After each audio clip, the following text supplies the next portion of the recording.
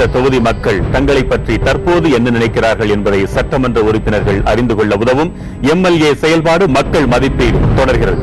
அடுத்து 234 சட்டமன்ற உறுப்பினர்களுக்கு மத்தியில் 18வது இடத்தை பிடித்திருக்கும் உறுப்பினர் யார் என்பதை பார்க்கலாம். 18வது இடத்தை பிடித்திருக்கும் அந்த எம்எல்ஏ கடலூர் மாவட்டத்தை சேர்ந்த கடலூர் தொகுதியின் NC சம்பத் தான் அந்த உறுப்பினர். சுற்றுச்சூழல் துறை அமைச்சராக தற்போது பதவி வகித்து வருகிறார். 234 சட்டமன்ற உறுப்பினர்களுக்கு மத்தியில் 18வது இடத்தை கடலூர் சட்டமன்ற உறுப்பினர் MC சம்பத் பெறுகிறார். அவர் குறித்த மதிப்பெண்களை நாம் பார்ப்பதற்கு முன்னதாக கடலூர் தொகுதி குறித்த சில தகவல்களை நாம் பார்க்கலாம். இங்கு NLC ஒப்பந்த பணியாளர்களை நிரந்தரமாக்க கோரிக்கை, முந்திரி பதப்படுத்தும் நிலையம் அமைக்க விவசாயிகள் கோரிக்கையோடு காத்திருக்கின்றனர். அறிவிப்போடு நின்று போன மருத்துவக் கல்லூரி, வெண்ணையாற்றில் தடுப்பணை அமைக்க வலியுறுத்தல், சிப்காட் கழிவுகளால் சுகாதார சீர்கேடு போன்றவை இந்த தொகுதியின் முக்கிய பிரச்சனைகளாக இருக்கின்றன. இந்த தொகுதி மக்கள் சட்டமன்ற உறுப்பினர் குறித்து நமது செய்தியாளர்களிடம் என்ன நேரடியாக கூறினார்கள் என்பதை இப்போது பார்க்கலாம்.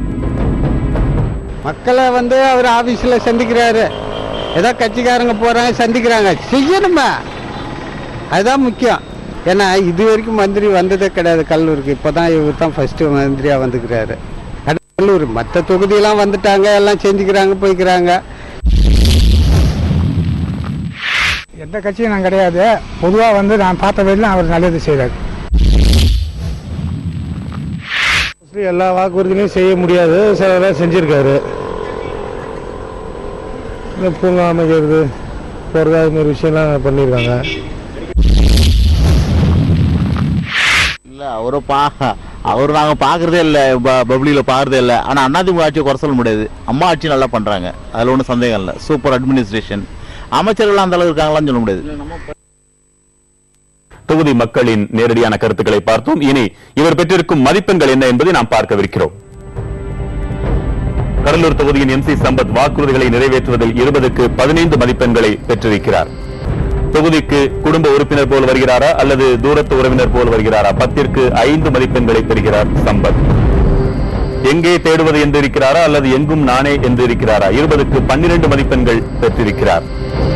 நிறைகுறைகள் பணிகளில் தாக்கத்தை ஏற்படுத்த வாய்ப்புண்டு என்று மக்கள் நினைக்கிறார்கள். 10ற்கு 2.5 மதிப்பெண்களை வழங்கியிருக்கிறார்கள். தங்கள் உறுப்பினரை எண்ணத்தில் நினைக்கும் மாத்திரத்தில் தித்திக்கிறதா கசக்கிறதா மதிப்பெண்கள் காட்டுகின்றன. 40க்கு 28 மதிப்பெண்களை பெற்றிருக்கிறார். எந்த அளவிற்கு ஒட்டுமொத்தமாக தொகுதி மக்களின் மதிப்பீடு இவருக்கு கிடைத்திருக்கிறது? 100க்கு 62 மதிப்பெண்களை பெற்று கடலூர் தொகுதி சட்டமன்ற உறுப்பினர் MC சம்பத் 18வது இடத்தில் இருக்கிறார். தமிழகத்தின் சுற்றுச்சூழல் துறை அமைச்சர் தனது தொகுதி மக்களுக்கு சட்டமன்ற உறுப்பினராக செயல்பட்ட விதத்தில் 18வது இடத்தை பெற்றிருக்கிறார். திரு ரகுராம், இந்த புள்ளி விவரங்களை நம்ம கவனிக்க வேண்டியது என்ன?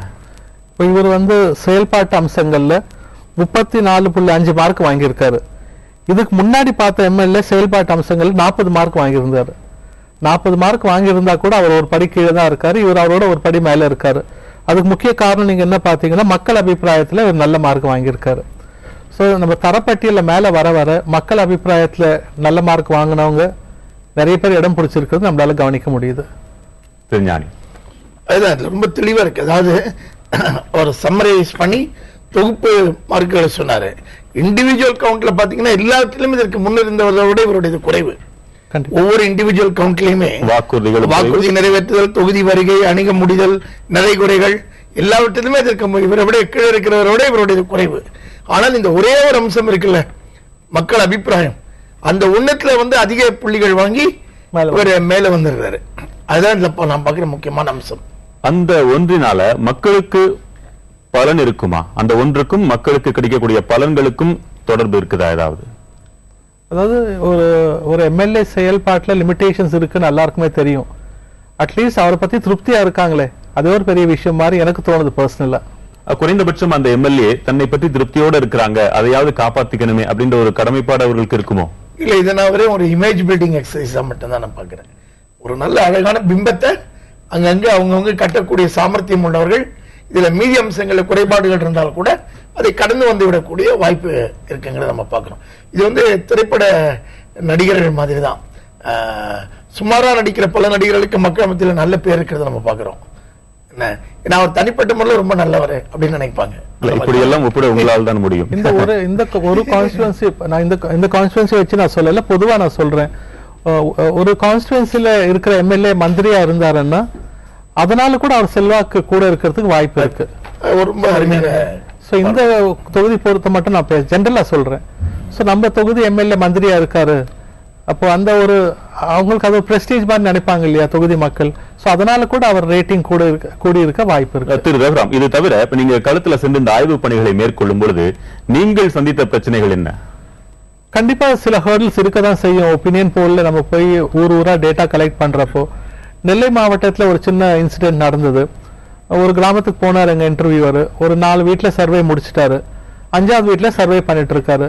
கிடுகிடுன்னு அந்த வீட்டுக்குள்ள 4-5 பேர் வந்துட்டு இன்டர்வியூ மேல சத்தம் போட ஆரம்பிச்சுட்டாங்க. நீங்க யாரு, எங்க இருந்து வரீங்க, யார் உங்களுக்கு சர்வே பண்றதுக்கு பர்மிஷன் கொடுத்தாங்க சொல்லி சட்டுன்னு கையில இருக்க கொஸ்டினர்ஸ் எல்லாம் புடிங்கிட்டு, ஐடி கார்டு புடிங்கிட்டு, செல் நம்பர் வாங்கிட்டு நீ இங்கே இரு நான் இப்போ வரேன்னு சொல்லிட்டு போனாங்க. எங்க இன்டர்வியூ 1/2 hour அங்க வெயிட் பண்ணி பார்த்தாரு, திரும்பி வரல.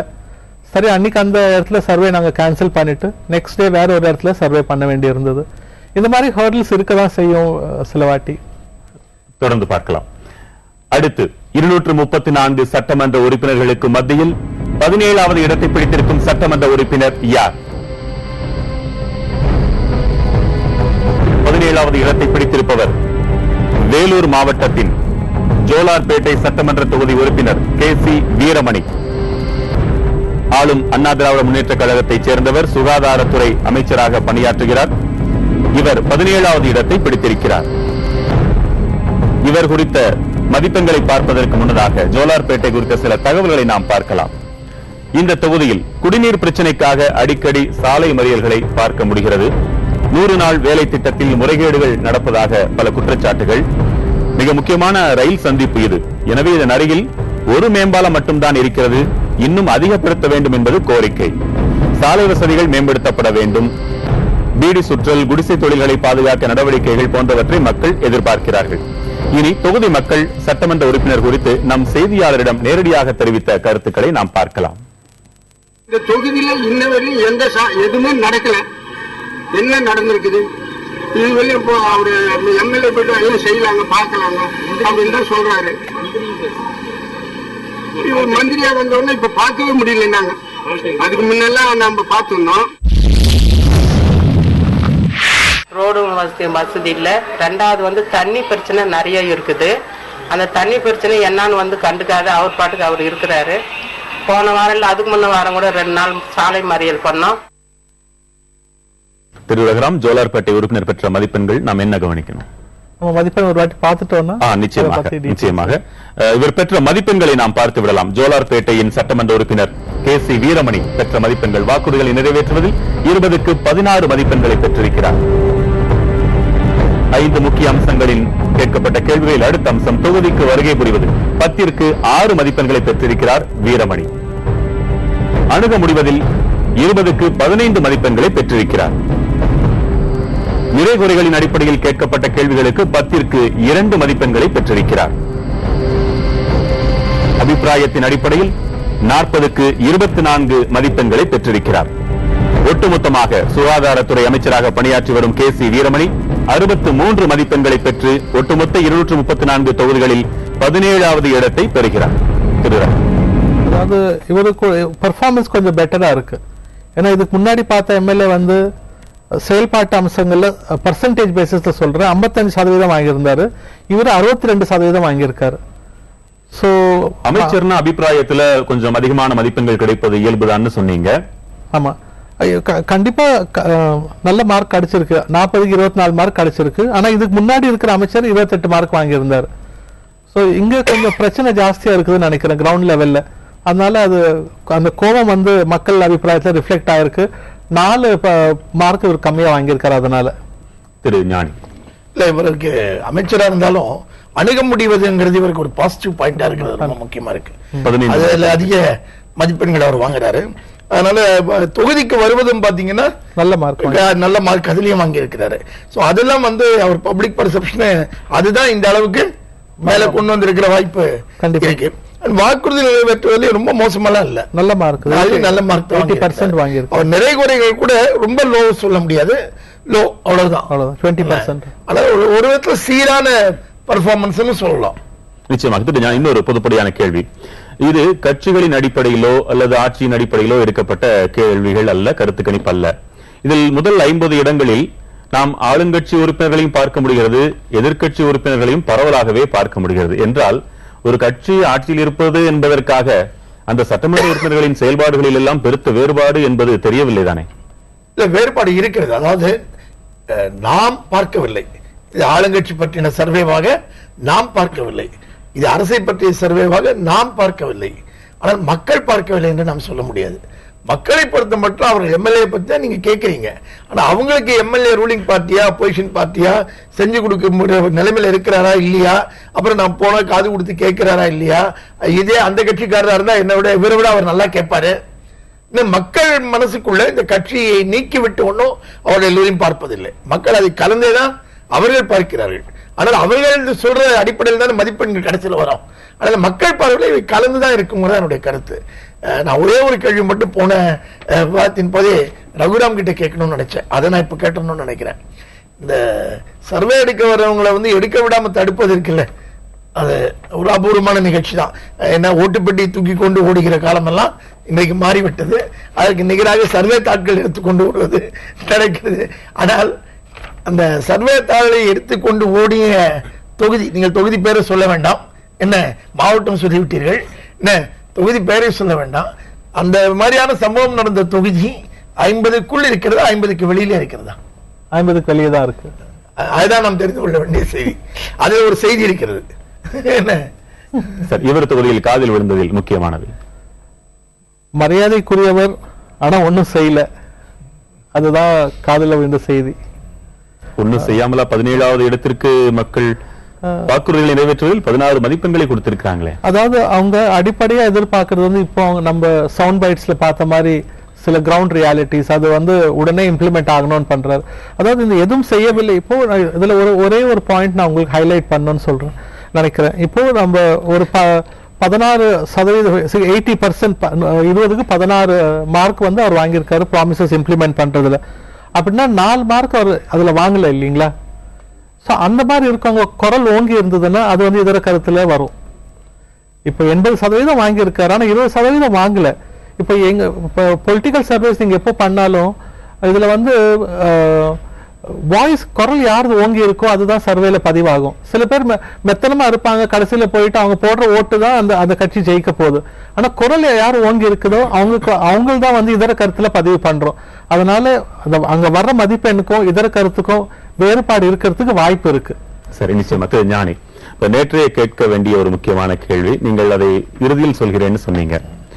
மக்கள் தங்கள் சட்டமன்ற உறுப்பினர்களிடம் எதை எதிர்பார்க்க வேண்டும், எப்படி வேலை வாங்க வேண்டும் என்பது தெரிந்திருக்கிறதா? இல்ல, பொதுவாக தெரியல. அது மக்கள் மேல மட்டும் நான் அதை குறை சொல்ல மாட்டேன். மக்களுக்கு தெரியல, பரவலாக தெரியல. ஏன்னா நாம் இங்க நம்முடைய அமைப்பு முறையிலேயே எது யார் பணி என்பதிலே ஒரு சிக்கல் இருக்கிறது. உண்மையில இன்றைக்கு இந்த நேற்று இன்று நான் பங்கேற்கிற இந்த விவாதங்களை பார்க்கும்போது பல பிரச்சனைகள் வருவதில் பார்த்தீங்கன்னா, இந்த பகுதியில் ஒரு அணை கட்டப்படவில்லை, இந்த பகுதியில் ஒரு பெரிய பிரம்மாண்டமான தொழிற்சாலை கட்டப்படவில்லை என்று சொன்னால் அது ஒரு அரசின் கொள்கை சார்ந்த பாலிசி சார்ந்த ஒரு பெரிய பிரச்சனை சம்பந்தப்பட்டதாக இருக்கிறது. இங்க குடிநீர் பிரச்சனை இல்லை, சாலைகள் சரியாக இல்லை, போக்குவரத்துக்கு ஒழுங்கான பஸ் வசதி இல்லை. இந்த மாதிரி பிரச்சனைகள் பார்த்தீங்கன்னா இந்த எம்எல்ஏ அளவுக்கு வர வேண்டிய பிரச்சனைகளே அல்ல.